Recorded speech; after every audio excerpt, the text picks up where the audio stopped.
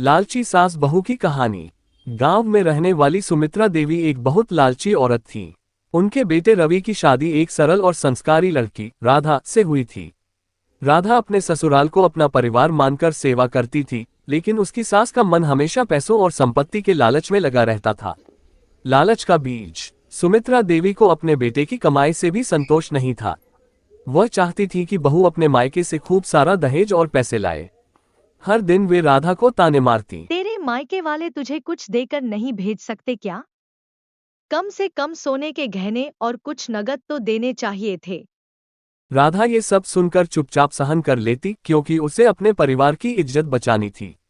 वह अपने पति रवि को भी कुछ नहीं बताती थी, क्योंकि उसे लगता था कि माँ बेटे के बीच गलतफहमी नहीं होनी चाहिए। लालच बढ़ता गया। कुछ दिनों बाद सुमित्रा देवी ने अपने बेटे रवि के दिमाग में यह बात डाल दी कि उसकी पत्नी के मायके वाले उसे कम आंका रहे हैं।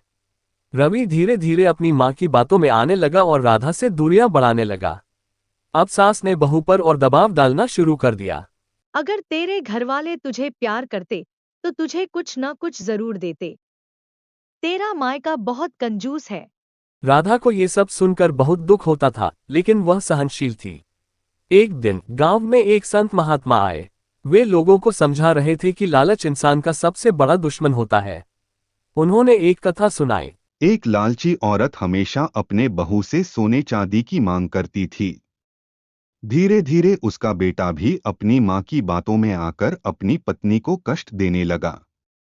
लेकिन जब वह औरत बीमार पड़ी तो उसका लालच ही उसके लिए अभिशाप बन गया।